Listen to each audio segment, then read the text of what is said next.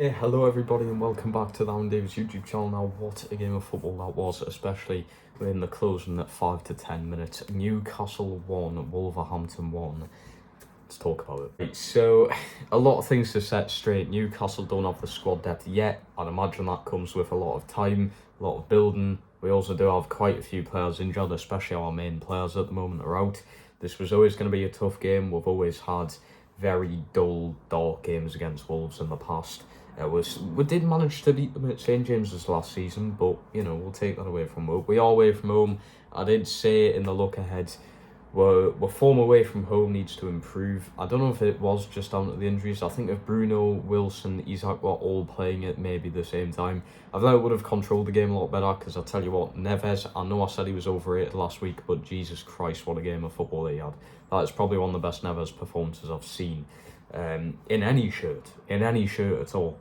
But I'm going to get straight into my match ratings. I'm going to put on screen the half-time ratings. These were the ratings, what I thought the players looked like at half-time. And then these are going to be my final ratings for the match. So Nick Pope is going to get 7.5. Really strong from Nick Pope. I'm so happy with him as a goalkeeper. I love Dubravka, but I think it is time to just fully let him go off the handle. Nick Pope is the way forward, I suppose. Dan Burns getting a 3.5. Really disappointed in his performance today. Honestly, I've got to say it's one of the worst defensive performances I've seen. Committing fouls everywhere. Yeah, you've got to be a bit rough and tough, but when you're blatantly just committing fouls, you've got to step away from it at some point. He did get taken off towards the end of the game. Fabian Schär's getting a 5.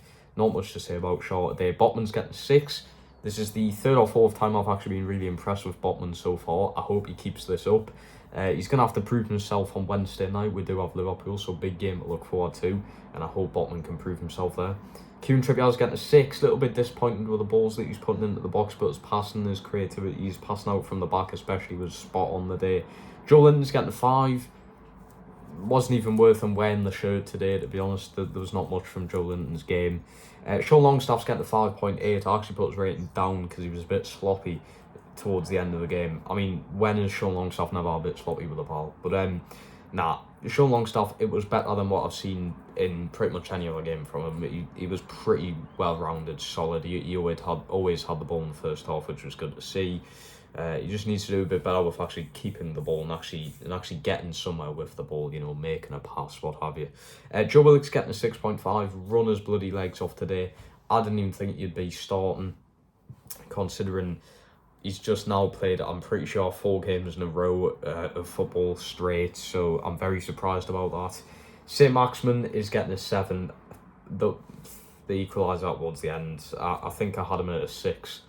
But I've got to put him up rating just for the goal. His overall performance probably wasn't a 7, but because of the goal, to be very honest with you, I have to give him a 7 just because of that. Miguel Almiron, I'm going with a 7.8. He is my man of the match for the Newcastle team today, or the best player on our team. Obviously, Nick Pope just falling behind of a 0.3%. But yeah, Miguel Almiron, 7.8. Ran his bloody legs off today. Fully deserves to keep his place in that starting lineup, in my opinion. It's always good to see him get involved. A lot of diving from him, I've got to admit. I feel like he genuinely needs to be careful because nowadays the referees are really slamming down on diving. So I think Miggy needs to be careful about that. But bar that from his game, his passing's actually really improved and his confidence has improved, which I'd imagine Eddie Howe has kind of sculpted into his head. You just need to be a bit confident and you'll get there. Chris Wood's getting a 4. I mean, I've always been disappointed with Chris Wood. I only gave him, I think it was an 8 against Tranmere because he fucking scored the winner. That's about it. Chris Wood, disappointing. I've said this, we shouldn't have even signed him, in my opinion. It was an awful decision from Eddie Howe. But what can you do? Isaac didn't have a work permit and Wilson's injured. There's not much more you could have done.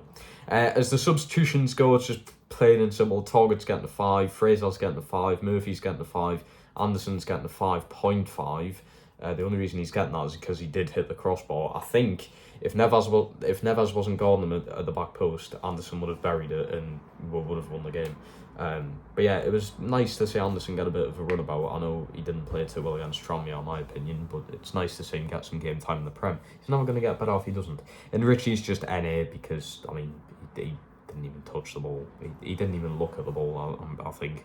I've got to say, though, before I end this, Kieran Trippier didn't take the free kick at the end. I know it's a bit, like, further in than usual, but you have scored 3 of your 4 free kicks, 75% success rate, and you're not going to take a free kick. It doesn't matter where the free kick is on the pitch, you have to fucking take it, surely. People, if you guys did enjoy this video and want more of the look ahead and the match ratings after the match reactions, smash the like button, subscribe to the channel, turn notifications on. We're on the road to 2k subs. I'm hoping to hit it by the end of this year. That would be amazing. So share these videos around with your friends and family.